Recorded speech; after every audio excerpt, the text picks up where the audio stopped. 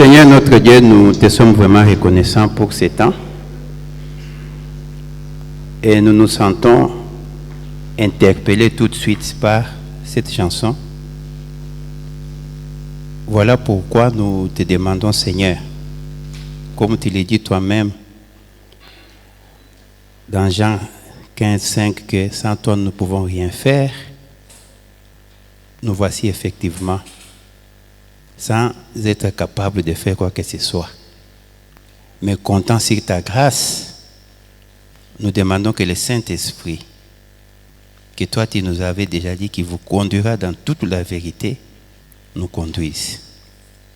Laisse que Seigneur, tu nous accueilles comme tu l'as toujours fait, de manière à ce que ton Fils, Jésus, soit glorifié par ce qu'il est en train de faire en chacun de nous ce matin. Sois béni au nom de Jésus. Amen. Amen.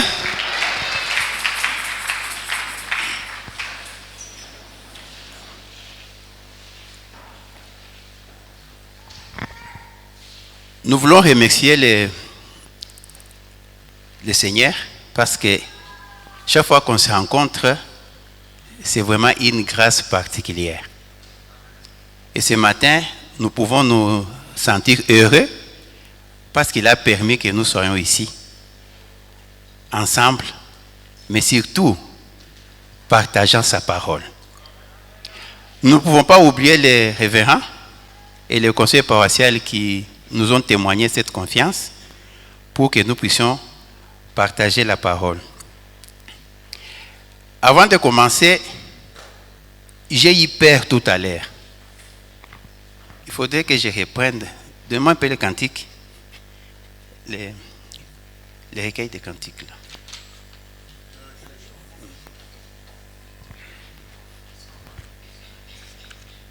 Je crois que c'est la chanson 101.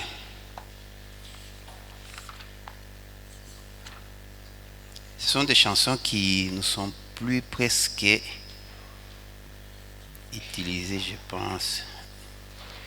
Alors, je vais juste reprendre le troisième strophe qui dit: n'est-il pas compté sur nous? Ne peut-il pas compter sur nous? Ne voulons-nous pas aller tous? Ça a changé pratiquement l'orientation même de ce que je voulais partager ce matin. Parce que la question que je voulais poser, c'est que est-ce que nous avons chanté cette chanson tous ici?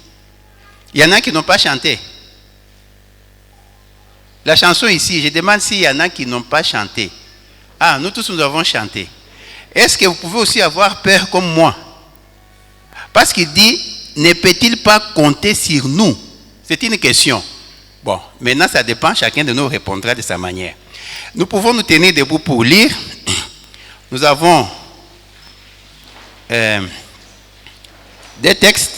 Je ne sais pas si on les a mis là-bas.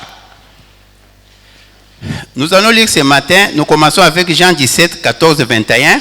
Et nous allons terminer avec 2 Corinthiens 5, 17 à 20. Nous lisons d'abord Jean 17, versets 14 à 21. Je leur ai donné ta parole et le monde les a haïs. Parce qu'ils ne sont pas du monde, comme moi, je ne suis pas du monde. Je ne te prie pas de les ôter du monde, mais de les préserver du mal. Ils ne sont pas du monde, comme moi, je ne suis pas du monde. Comme tu m'as envoyé dans le monde, je les ai aussi envoyés dans le monde. Et je me sanctifie moi-même pour eux, afin qu'eux aussi soient sanctifiés par la vérité. Ce n'est pas pour eux seulement que je prie, mais encore pour ceux qui croiront en mon nom par leurs paroles, afin que tout soit un. Comme toi, Père, tu es en moi, et comme moi je suis en toi, afin qu'eux aussi soient un en nous, pour que le monde croie que tu m'as envoyé. Je leur ai donné la gloire que tu m'as donnée, afin qu'ils soient un comme nous sommes un. Moi en eux et toi en moi, afin qu'ils soient parfaitement un.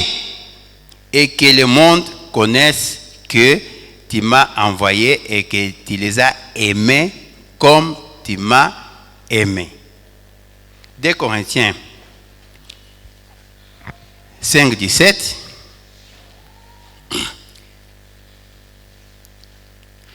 Si quelqu'un est en Christ, il est une nouvelle créature. Les choses anciennes sont passées, voici toutes choses sont devenues nouvelles. Et tout cela vient de Dieu, qui nous a réconciliés avec lui par Christ et nous a donné le ministère de la réconciliation. Car Dieu était en Christ réconciliant le monde avec lui-même, en n'imputant point aux hommes leurs offenses, et il a mis en nous, je reprends, et il a mis en nous la parole de la réconciliation. Nous faisons donc les fonctions d'ambassadeurs pour Christ, comme si Dieu, exhorté par nous, nous vous en supplions au nom de Christ, soyez réconciliés avec Dieu. Vous pouvez vous rasseoir.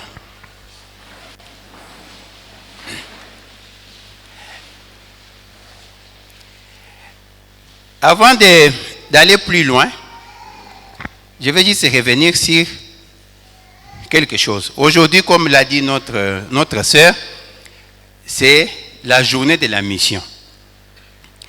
Alors, je voudrais qu'on sache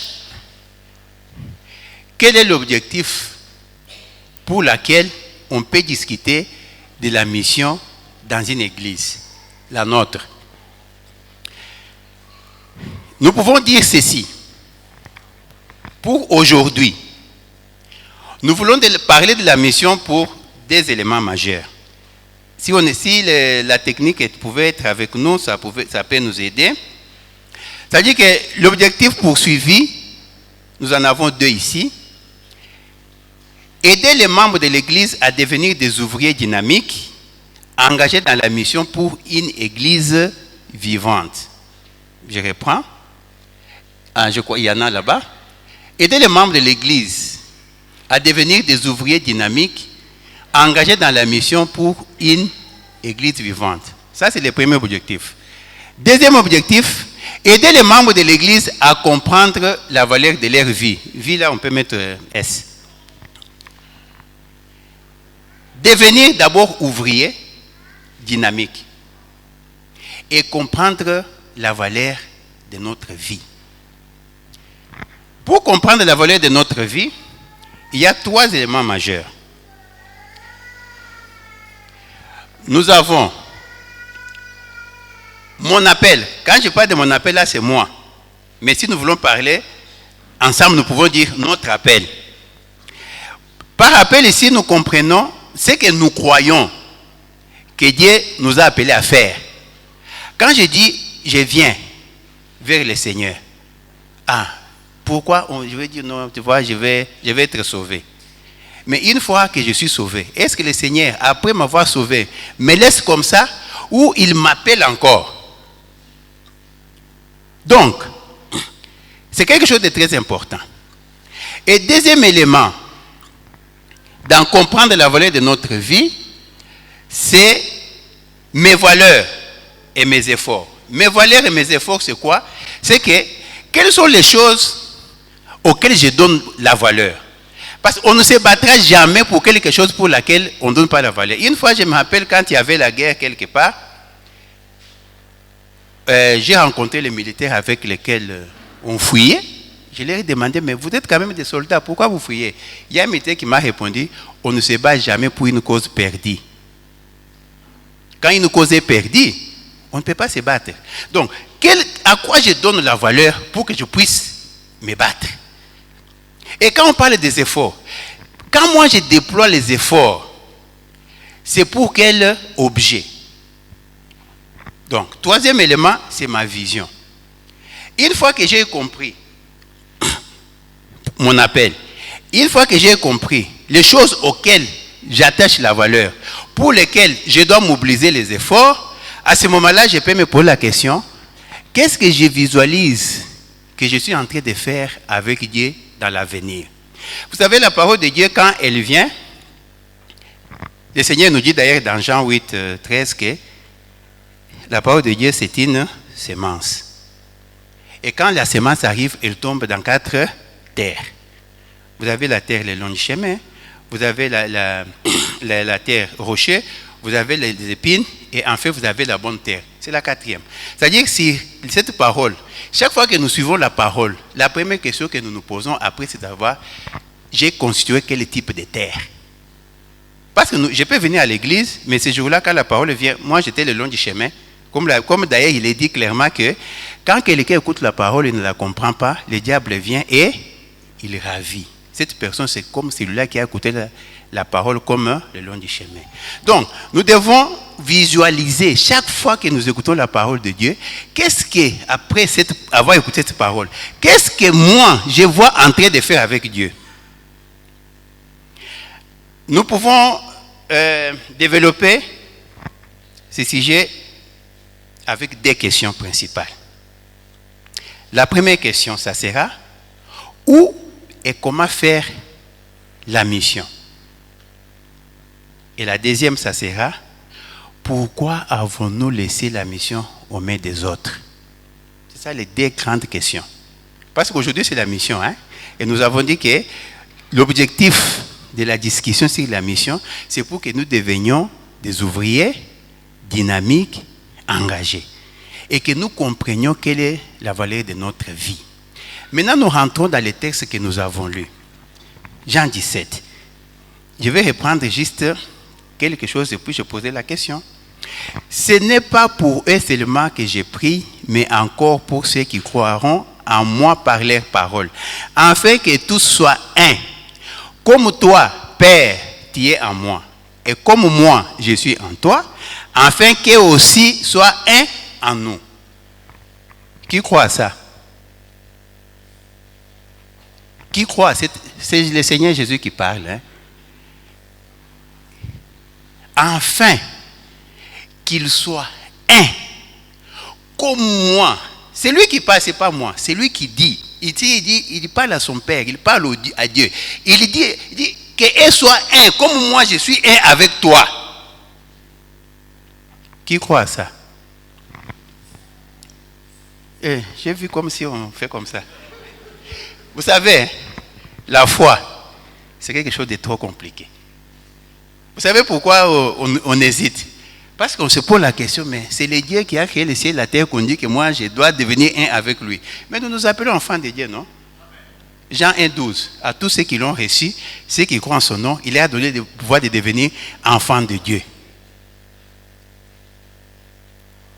Éphésiens 1,13. Après avoir entendu, après avoir cru, vous avez été scellés du Saint-Esprit qui avait été promis. Maintenant, le problème, c'est que quand nous disons que nous avons reçu le Saint-Esprit là, est-ce que nous l'avons reçu différemment de la manière que le Seigneur l'a reçu le jour qu'il était baptisé, ou nous l'avons reçu de la même manière? C'est là maintenant qu'il y a le problème. Parce que dès le départ, si on ne croit pas, ça risque d'être quand même un peu compliqué.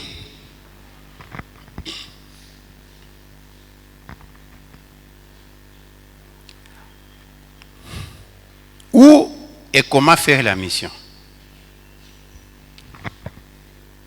Jean 15, 8 et 16.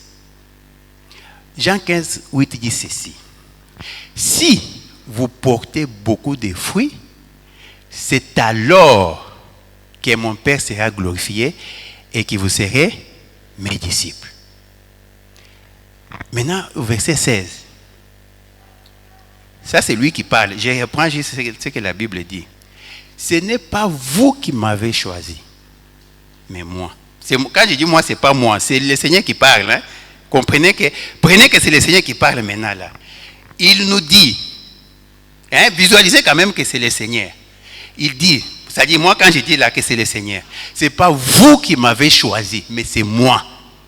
Je vous ai choisi et je vous ai établi afin que vous alliez et que vous produisez du fruit et que votre fruit demeure. Ça, c'est le Seigneur qui dit. Est-ce que nous croyons que c'est le Seigneur qui a dit ça?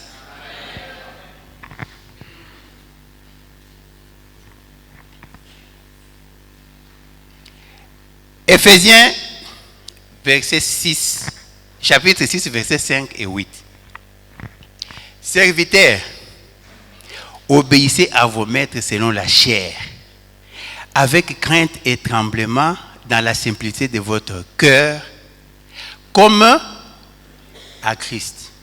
Non pas seulement sous leurs yeux, comme pour plaire aux hommes, mais comme des serviteurs de Christ, qui font de bon cœur la volonté de Dieu.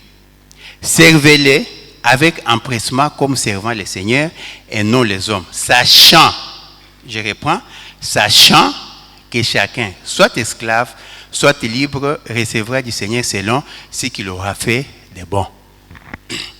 Ici, il nous dit dans Jean 16, et Jean 15, 16, je vous ai choisi, je vous ai établi pour que vous puissiez produire du fruit. Maintenant, ici, on nous dit, serviteurs, obéissez à vos maîtres. Maintenant, on ajoute quelque chose. Soit libre, soit esclave. Pourquoi on parle de soit libre, soit esclave? C'est-à-dire, quand on dit esclave, c'est tout le travail qui nous est imposé. Des jours qu'on aura peut-être à parler sur la gestion du temps, la gestion de tout la gestion des ressources de Dieu, on peut revenir pour voir que dans les catégories du travail, nous avons des tâches imposées. Je parle par exemple les études, le travail. Ce sont des activités que nous faisons en étant soumis à un programme que quelqu'un d'autre nous a donné. C'est-à-dire que nous sommes des esclaves. Et quand on dit libre, c'est tout ce que je peux faire moi-même. Maintenant, si nous prenons le contexte d'Éphésiens, nous commençons au départ. On commence par dire, femmes, obéissez à vos maris, maris, aimez vos femmes, enfants, obéissez à vos parents. C'est-à-dire que tout ce que nous faisons, tout, c'est ce que la Bible dit. Tout ce que nous faisons, nous devons savoir que nous le faisons pour Christ. Pourquoi? Quelle est la raison qui fait que tout ce que nous faisons pour Christ? Mais la raison est simple. Nous sommes enfants de Dieu. Nous sommes enfants. Alors, c'est ça aussi le problème. Quand nous disons que nous sommes enfants de Dieu, des fois nous le disons comme nous parlons de l'enfant de quelqu'un qui est à côté là. Ou même quand on parle là, c'est comme si nous parlons de quelqu'un d'autre. Nous sommes enfants de Dieu. Et un enfant de Dieu, c'est celui qui fait tout pour son Père. Jésus a 12 ans. Quand on vient le chercher, il dit, mais mon fils, on est en train de te chercher. Il dit, ah, ne savez-vous pas que je dois m'occuper des affaires des...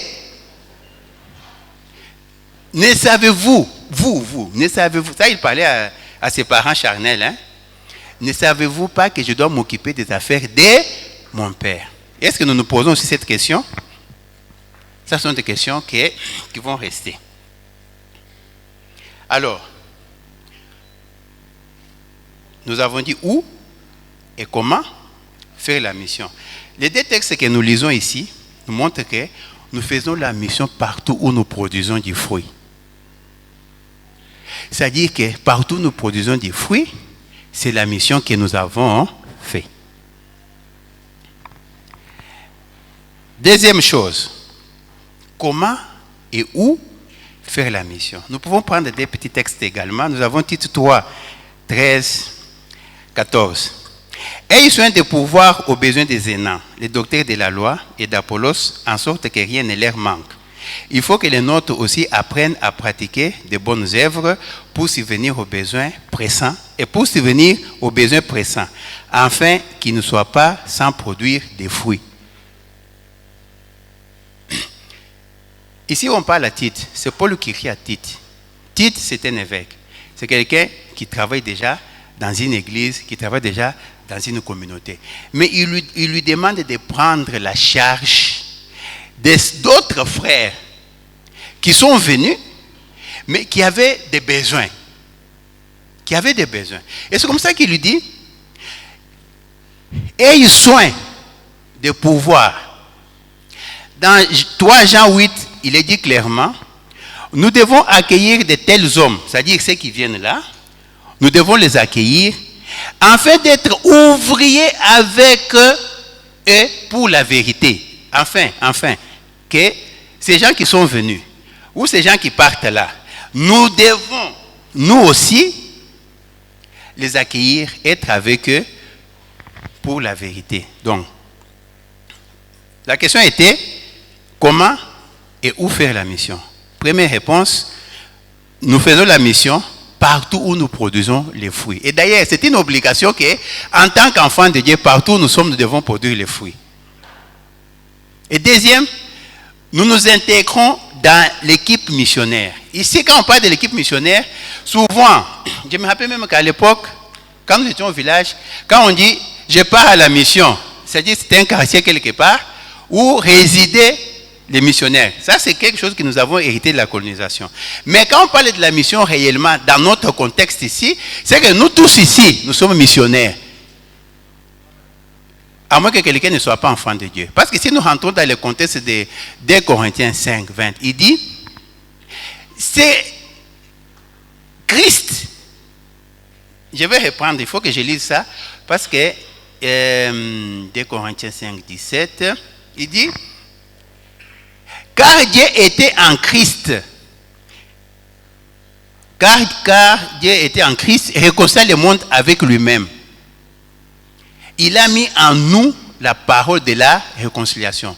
Nous jouons ou nous faisons les fonctions des ambassadeurs pour Christ. Donc, si nous sommes des ambassadeurs,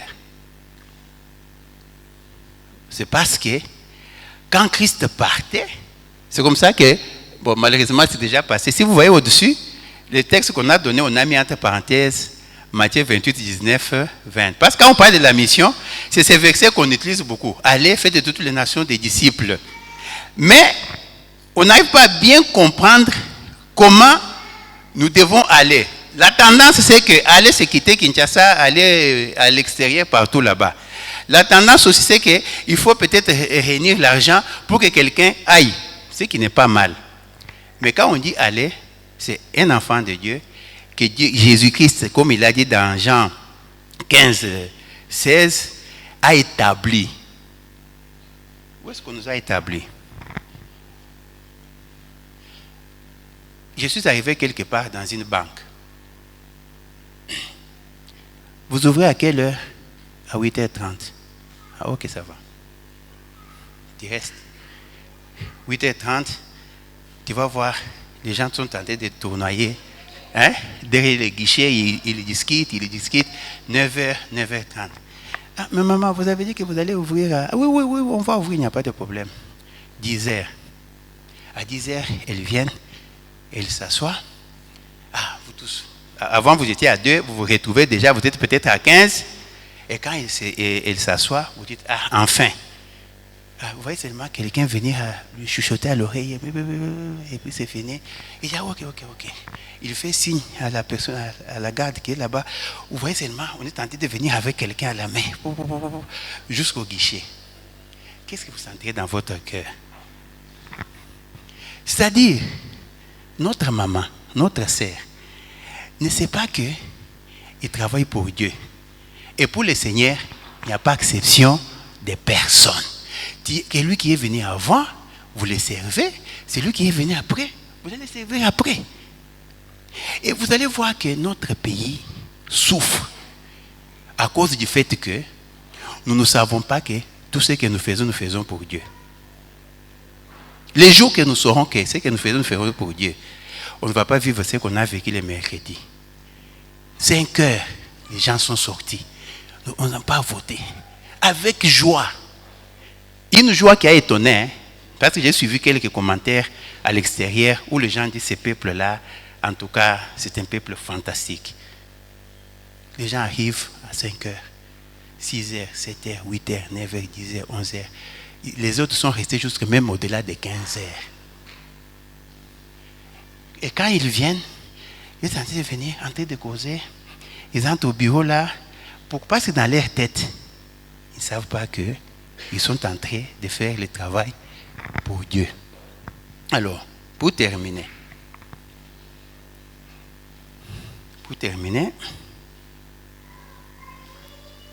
nous allons poser la question, pourquoi avons-nous laissé le travail aux autres?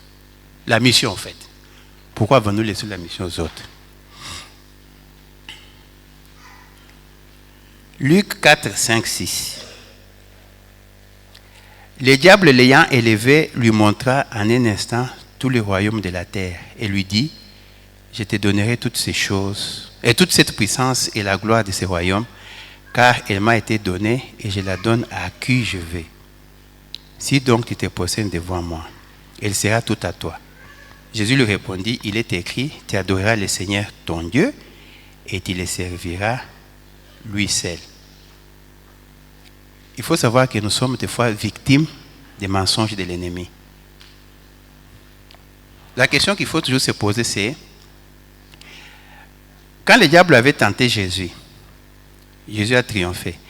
Est allé rester chez lui ou il continue toujours? Et quel est l'enjeu quand vous voyez ici? Si nous lisons très profondément, nous allons voir que l'enjeu ici, c'était de détourner le Seigneur de son objectif. C'était de le détourner du travail. C'était de le détourner de produire les fruits pour le royaume des cieux. Deuxième élément, Jean 4, 35, 36. C'est là qu'on va terminer. Ne dites-vous pas qu'il y a encore 4 mois jusqu'à la moisson? Voici, je vous l'ai dit, levez les yeux et regardez les champs qui déjà blanchissent pour la moisson.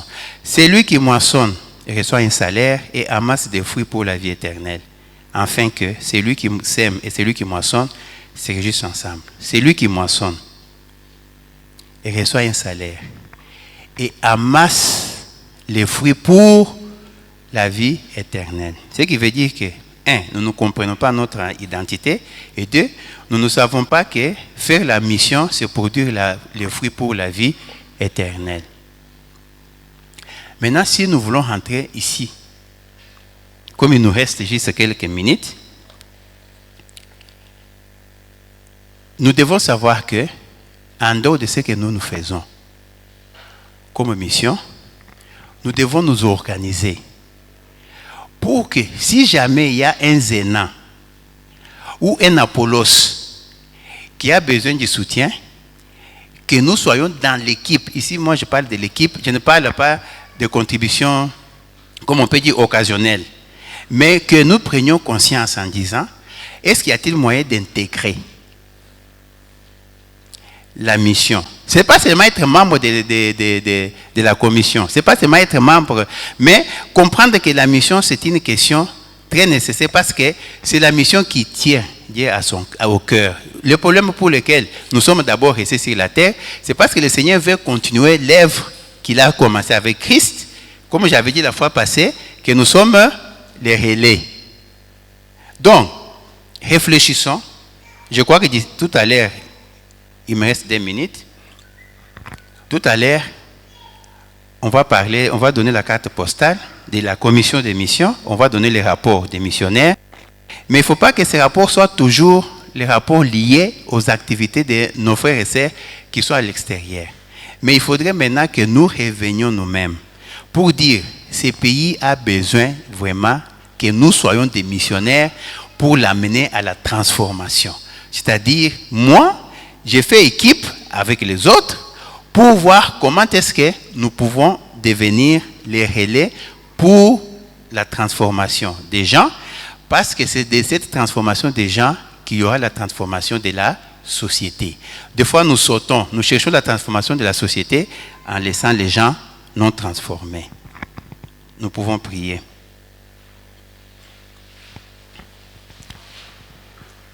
Seigneur notre Dieu, nous te rendons grâce, mais la tâche n'est pas facile. Et nous-mêmes, nous nous sentons, Seigneur, incapables. Ici, nous voulons implorer ta grâce. Que le Saint-Esprit nous touche, nous saisisse et nous conduise pour que, devenant réellement tes enfants, comprenant que tu as besoin de nous voir développer, devenir des ouvriers engagés, que nous puissions aussi, Seigneur, aider les autres, que nous servions réellement d'instruments pour l'avancement de ton œuvre. C'est au nom de ton Fils Jésus que nous avons prié. Amen. Amen.